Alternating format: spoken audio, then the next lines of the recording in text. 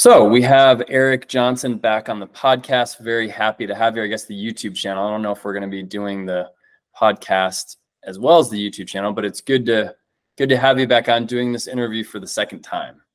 All right, glad to be here. Yeah, and we spoke a few years ago now, back in kind of like a different world when I was in New York, and chatted about your protocol, which has a cult following. Called the locations effect. Can you just give the audience a brief overview of what the locations effect is?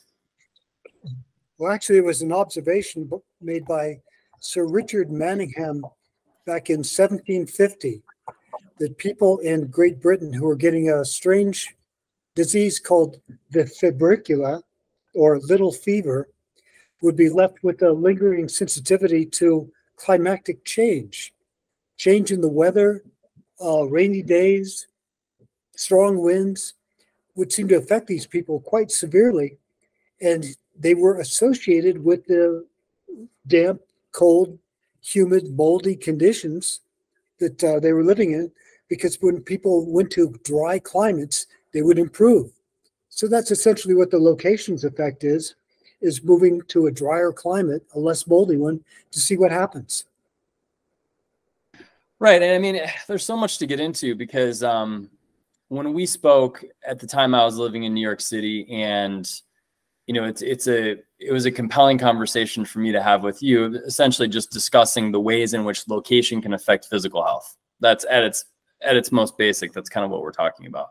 And I was always compelled by your story and your protocols, because I'd always noticed this difference in how I felt when I showed up in different locations.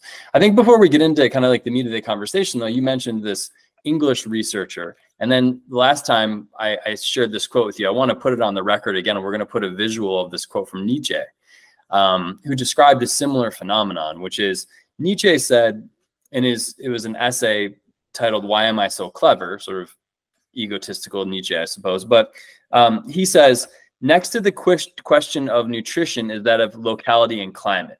Nobody is so constituted as to be able to live everywhere and anywhere. And he who has great duties to perform, which demand all his strength, has a very limited choice. Genius is conditioned by dry air. And he says he regrets like how he spent time in his life. He says, I think with horror of the ghastly fact that my whole life until the last 10 years has always been spent in the wrong, and to me what ought to have been forbidden places. Great quote. That's amazing. Yeah, I mean, and he goes on further. I mean, he talks about how he feels like his entire childhood would have been different if he had lived in different locations.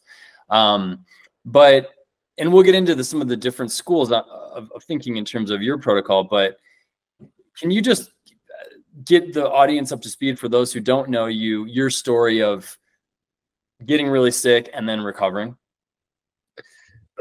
Well, I got sick as a child in an old hotel on the Sonora Bridgeport Stagecoach Road, crossing the Sierra Nevada mountains. I lived in an old moldy hotel that was built as a stagecoach stop. And it was very poorly insulated, but stuffed with newspapers, which mold grew on, made me intensely ill, but sensitized me to mold from a very early age. So I had an idea of what was doing this to me as I moved from location to location. I always had a sense that it was this black mold that was a driving force in my illness. I wound up in the army in Germany in a moldy bunker built to be Hitler's forward headquarters for the invasion of Great Britain. Got so sick there when the basement flooded that I wound up crawling to the motor pool to sleep in the back of a 5-ton just to get a break from the building. It was really taking me to pieces. And that took me to such a low point that I was having a very difficult time dealing with any mold, even though I got out of the army and I'm trying to find good locations. It was difficult. I was hyper sensitized. Finally wound up under the power curve so badly that I moved back to where my family lives at Lake Tahoe, just in time for the famous Lake Tahoe mystery disease, a flu that was going around affecting people and leaving them chronically ill with a mystery malady that no doctors could identify. I got struck with this. I couldn't recover. And as I was doing my best to try to make my way with this strange new illness, I wound up seeing the doctor who eventually started the famous chronic fatigue syndrome.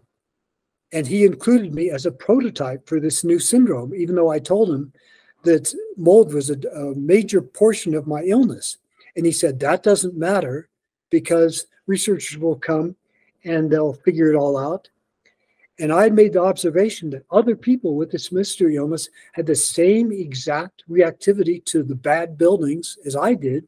So I thought, fine, when researchers come to investigate this new chronic fatigue syndrome, I'll be able to tell them about the mold, and we can put everything in perspective. What part of it is the mold? What part of it is the virus? Will make sense to this whole thing. And the most unusual part of this whole debacle is that no researchers ever came back to ground zero for chronic fatigue syndrome to investigate any of it. Not the virus, not the mold, nothing. Yeah, I mean, if you and so I guess to fill in the blank and kind of give the Paul Harvey moment is you got terribly ill, but then you started going into dry locations, like you go into the middle of the desert and experimenting with, as you would call it, getting clear, and found that by going into these ultra dry places, you were able to have a complete and total turnaround of your health, kind of in the way that Nietzsche is describing. Exactly. We're very close to the desert here, even though Lake Tahoe is a nice foresty area, very beautiful up here. We can drive an hour east and be in a pretty barren location. And that was a perfect test bed for finding out if a really barren, mold-free, dry location could help me. And indeed it did. Yeah. And I mean, it's such a difficult, it's like somebody might ask, well, it's like, why are you having Erik on the Gene Food podcast? You know, you have our software is a nutrigenomics application, and we score, you know, genetic data and then give people insights based on polygenic risk scoring. Well, the reason why I think it's important to have you on the podcast is because our company at its foundation is about a personalized approach to health and nutrition. And, you know, these are stories that get lost all the time. The way I want to kind of steer the conversation is towards the food sensitivity angle of this, because I told you before, when we spoke before, during COVID, I ended up leaving New York City, ended up in a pristine mountain environment where I've lived for the last, you know, 3.5 years.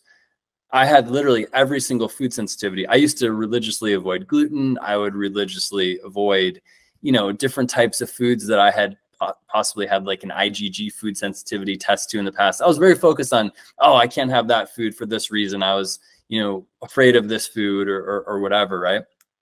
Living in a mountain region for 3.5 years now, every single food sensitivity that I ever had completely washed off of me. And this is an interesting fact. I actually had my wheat labs retaken. So when I was living in New York and kind of big cities, I had my, just to rule out celiac, I had a celiac lab done, right? And I also had tissue transglutaminase IgA and tissue transglutaminase IgG. So the IgG is a more generalized immune reaction to wheat. IgA is localized to the small intestine. They use it to diagnose celiac. So my IgA was 0, but my IgG was very high. I had it retested after having lived in this pristine mountain environment for these years. It's gone. My IgG test didn't even register, right? So I actually have diagnostic evidence of living in this environment, following your protocol during COVID inadvertently, ending up here and having a total cessation of every single food sensitivity that I've ever had, which I think is mind-blowing, right? It is mind-blowing. Yeah, it's incredible. Dr. Richie Shoemaker dedicated a chapter to this in his book, Surviving Mold. Why is the skinny guy on a diet? And he talks about the acquisition of gluten intolerance as a result of the inflammatory response from living in moldy buildings, and how getting free of the mold, lowering the inflammation, made gluten intolerance disappear. Yeah. And, you know, it's funny, though, because I actually want to ask you before we get into this. So you used to talk a little bit more about going into the desert. And then also I remember you relaying a story to me about how once you'd gotten clear and had this time in a dry environment, how you were able to go with your friend and eat pizza and beer and all of these things you've been avoiding like the plague and not have it. Can you speak to that and just tell that story? 'Cause I think some people listening would find that very fascinating. Well, during the Lake Tahoe mystery illness, I wasn't the only person who discovered this. There were several of us who realized that the sick buildings were influencing our illness to the degree that it made the difference between recovery or getting worse and worse and worse and developing all these hypersensitivities. And I was spending time out in the desert, out past Carson City on Highway 50, America's loneliest highway, way out in the boondocks. And I encountered another person out there who told me he was from Incline Village and that he came out to the desert and sweat his butt off because it was the only thing that helped when nothing the doctors were doing was making a dent in his illness at all. He said, they diagnosed me with this thing that they call chronic fatigue syndrome. And I'm going, wow, you know, we're both doing the same thing for the exact same reason. Turned out we had both suffered from food intolerance, became reactive to just about everything. And both of us, within days of being in the desert, it all disappeared. And we celebrated by going into the nearest pizza joint and picking out on pizza and beer and hamburgers and having a great old time. And we tried to go back and tell the doctors about this, and they wouldn't hear of it. They were not interested. Yeah, I mean, and I would imagine that when you did decide to splurge and eat these foods that you had probably avoided like the plague for several years, you also felt completely fine.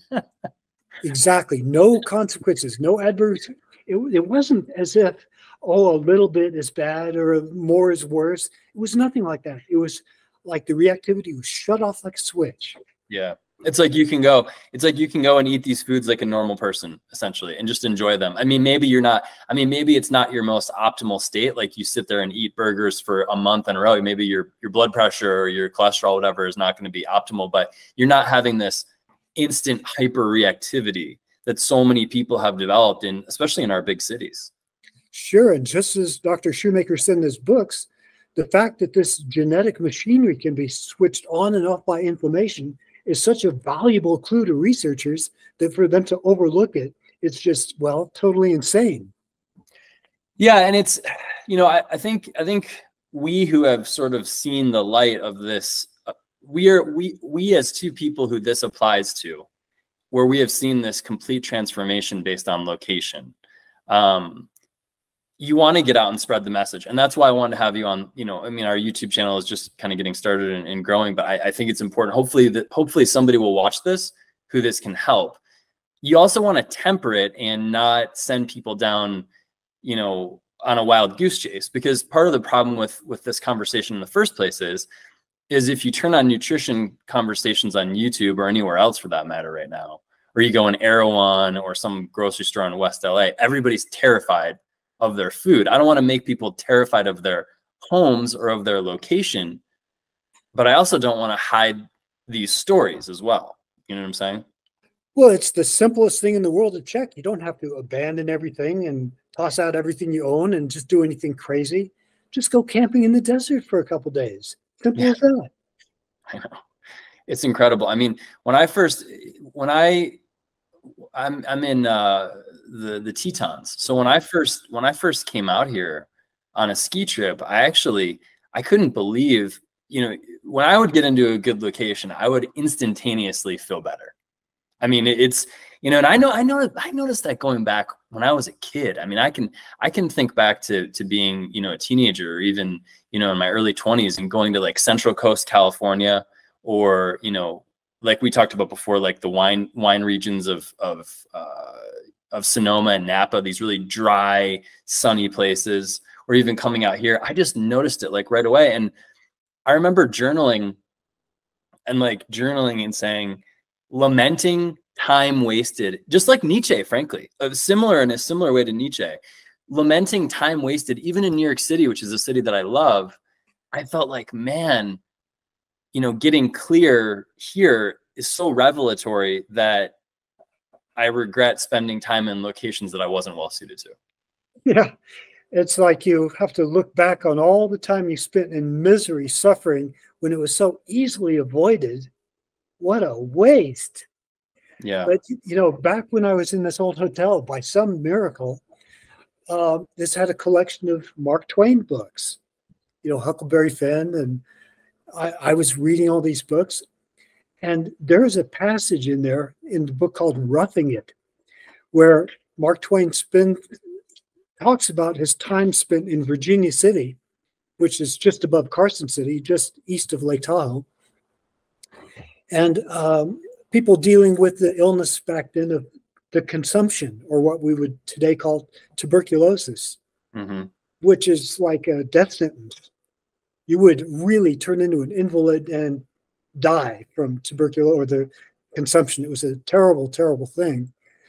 And he tells the story of somebody who came out from back east to Lake Tahoe to die because he had given up on life. The doctors had given up on him.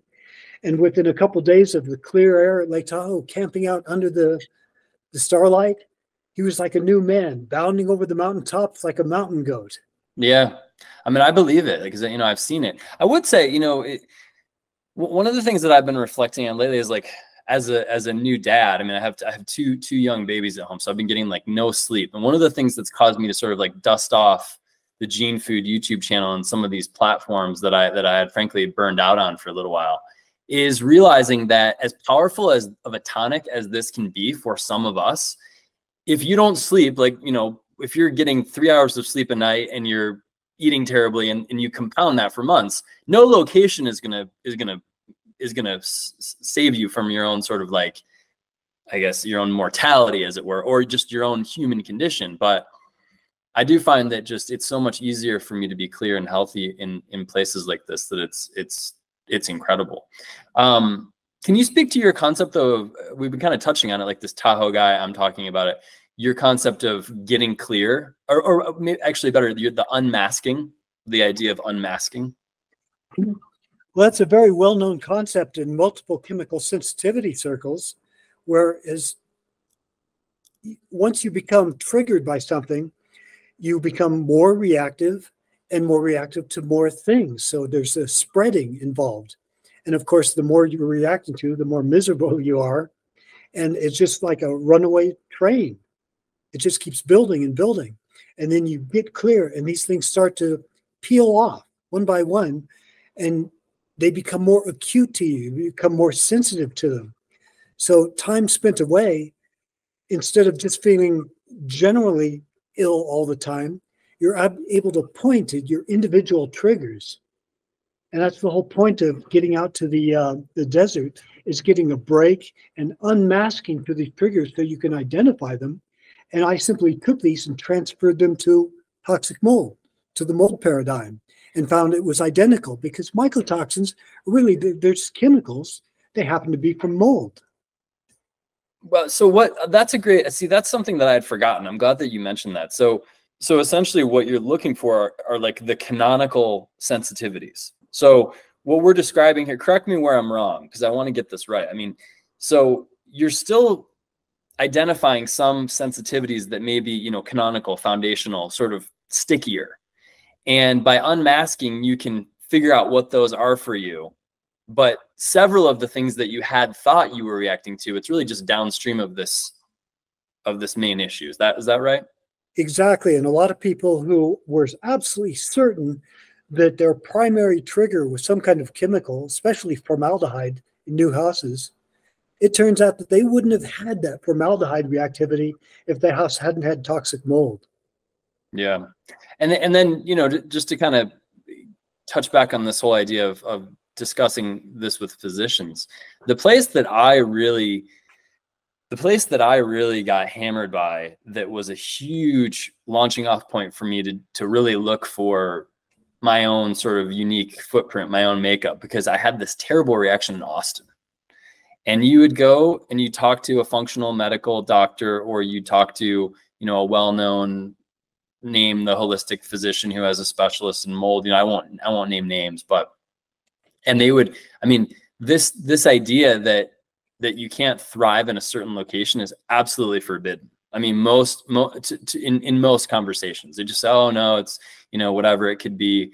They'll try to, there's a lot of quackery in the space. There's a lot of real quackery in terms of, you know, hidden Lyme disease, all these different types of things. But it is incredible how almost no physician will start from this place of location.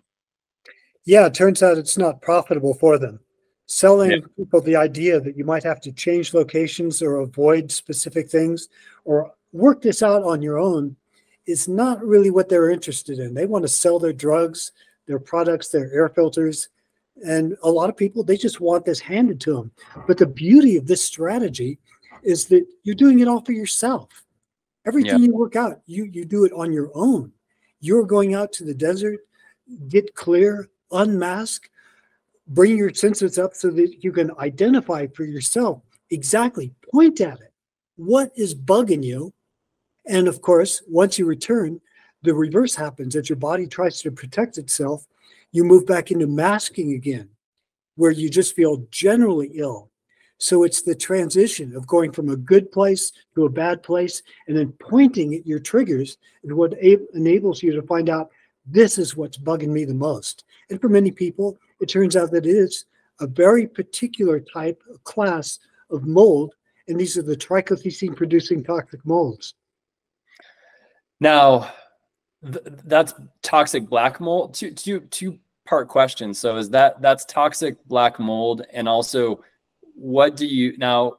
I know you have a theory that's, and by your own admission, it's a theory. I mean, it hasn't been researched and, you know, proven or you know, given weight with studies. But your idea is that pollution in the ambient air has combined with certain species of mold and made them more potent for people when they encounter. Yeah, when the sick building syndrome emerged, it wasn't natural molds out in the forest or in swamps that stood out. It was in the buildings. And this led me to the idea that possibly these molds are working synergistically with chemicals to produce a super toxin. And as you say, it's a theory. I'm not certain if the mold is actually doing an uptake of chemicals and using it to synthesize a more powerful toxin, or simply by working side by side in conjunction with a chemical makes it seem more powerful. That's what I'd like researchers to look into. Yeah, I mean, I know you've been calling that for quite some time, and you know, one of the things that I congratulate you for is you are introducing this topic as an invitation to research. You know, there's not dogma to it. You're saying, hey, this is something I think is plausible. We should look into it. For viewers who are hungry for some hard science, as it were, you know, to sort of pair with this, I would point, and we'll link to in the show notes, there are studies. I mean, if you look in, for example, Southern California, one of the trends in places where there's a lack of housing is they're building a lot of housing next to highways. And the Los Angeles Times, it may now be require a paid subscription, but the Los Angeles Times, in conjunction with atmospheric scientists at UCLA, actually built a tool that will show you anywhere in Southern California how close you live to a highway. Because if you live within a 500 feet zone, it's considered terrible for your health. And there are all sorts of studies that show increase in inflammatory markers like C-reactive protein, interleukins. You can measure and see an increase in inflammation for people that live next to major freeways. And there are also studies that have been done in China with glucoraphanin and you know, different antioxidants that turn on detox pathways in the body, that people that drink, you know, essentially drink a broccoli shake will excrete more benzene in their urine. So we know that this is a real thing. It's just a matter of tying it back to outcomes for individual people with sensitivities like we're describing. Yeah, and there's clusters of people who got sick around military airports. The special jet fuel that the military uses is really bad. So I'm not trying to say that black mold is the cause of everything, but this is something that emerged in the 1980s that people aren't really aware of. And it's something that you can find out for yourself and decide what you want to do about it. Yeah, that's right. I mean, it's important to have the knowledge. You know, another example, you talk about military airports. I mean, I see what you think about this. I mean, I think that we'll look back on certain golf course communities and say, you know, 10 years, 15 years as more research emerges. I mean, to me, it seems, I don't want to say crazy, but almost crazy to live next to and have human beings working in golf courses. There's not a disclosure of the chemical. So it's like, you're living next to this golf course. You think that might be affecting, you know, people? These are common things, but right? I mean, right. But once you go down the path of trying to implicate everything, it's what place is safe? What do you do? Yeah. It's so overwhelming. Yeah.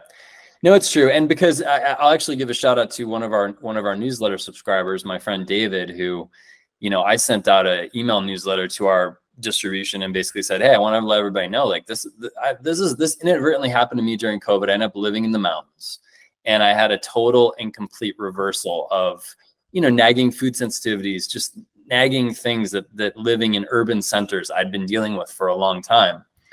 And he responded by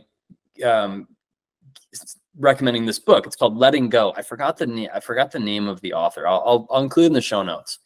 And the book basically says that the book basically takes this approach of let go of all this fear, that all of these concerns are just neuroses, and that once you let them go, that will heal you. So, I mean, I guess everybody has their own take on this, but well, it's interesting because a lot of people feel depression, anxiety, a lot of mental fog and difficulties in these toxic locations.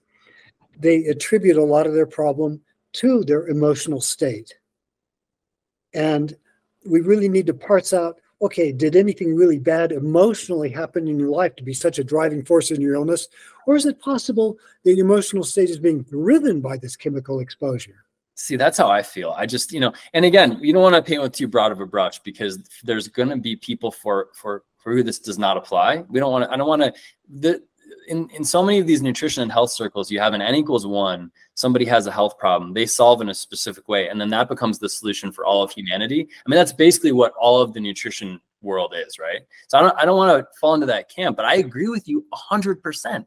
It's like, if you're feeling terrible in a place and you have depression, you know, could it be that you're riding, you know, the subway every day, and that you're breathing terrible air, and that you're under tremendous stress, and that your body is reacting to breathing in terrible air quality, and that if you were in a place that was different, you might feel better? I've seen it. I think it's possible for a lot of people.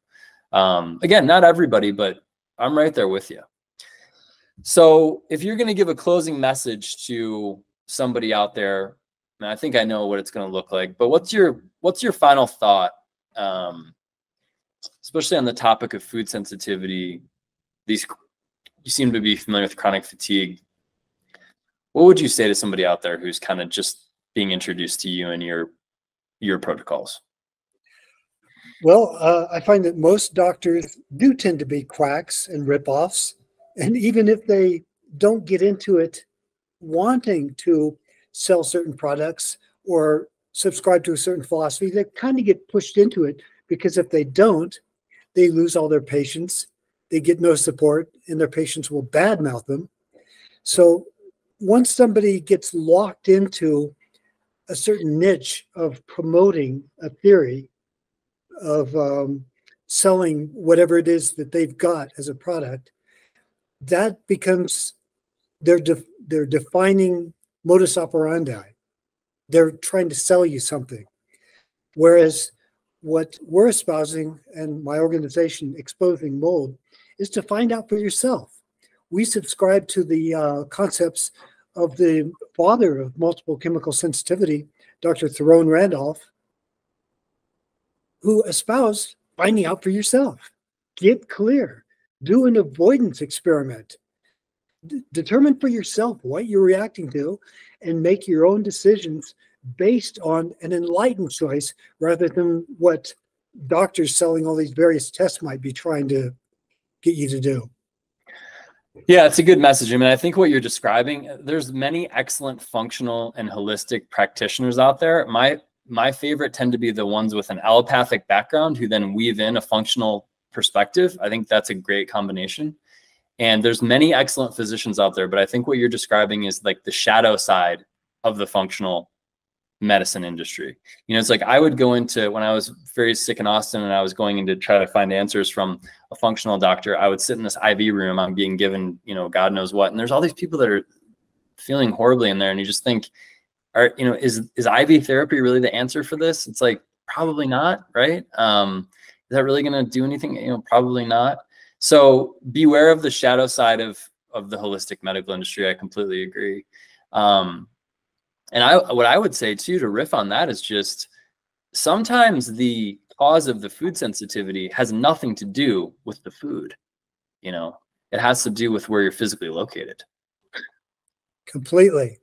At my worst, I had been so limited, I was getting really frustrated. I wound up screaming, "What is left that I can eat? Mung beans?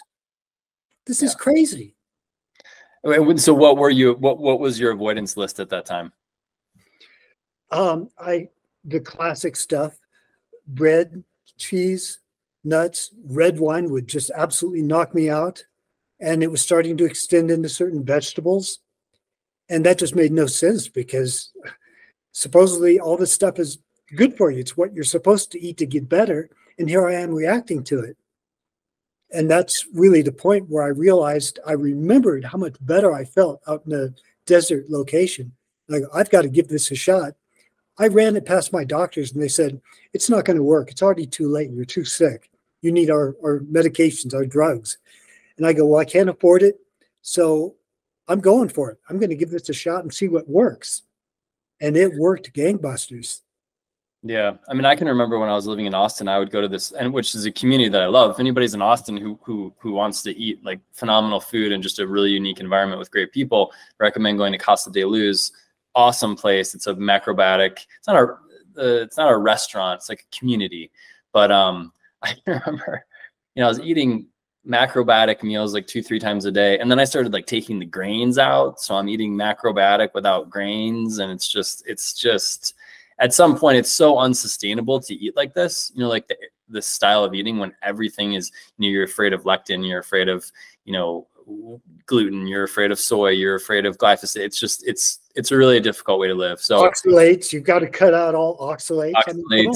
High histamine foods, the whole nine. It's not a sustainable way to live. And I hope that there's somebody out there watching I hope there's two types of people out there watching. I hope there's somebody out there for whom this applies and they figure out that it applies. And I hope there's somebody out there that figures out that it doesn't apply, you know, but you can cross it off the list. So with that said, yeah, Erik, thank you so much for joining, and I appreciate you coming on a second time. Hopefully we'll have you on a third time sometime in the future. Could you mentioned, but if you want to, just where can people find you? I know you had a organization that we forgot to mention previously that we should mention, we'll link to, and just where can people find you? It's very simple. It's Exposing Mold. And we're just exploring what's possible. What can we, you know, get for ourselves by looking into this theory that maybe toxic mold has gotten worse in the last 25 years. And it could be a root cause of a lot of people's issues. Well, that's cool. So we'll link to that in the show notes. I appreciate your time. Thank you for coming on and sharing your story, and we'll look forward to talking to you in the future. All right. Thanks a lot.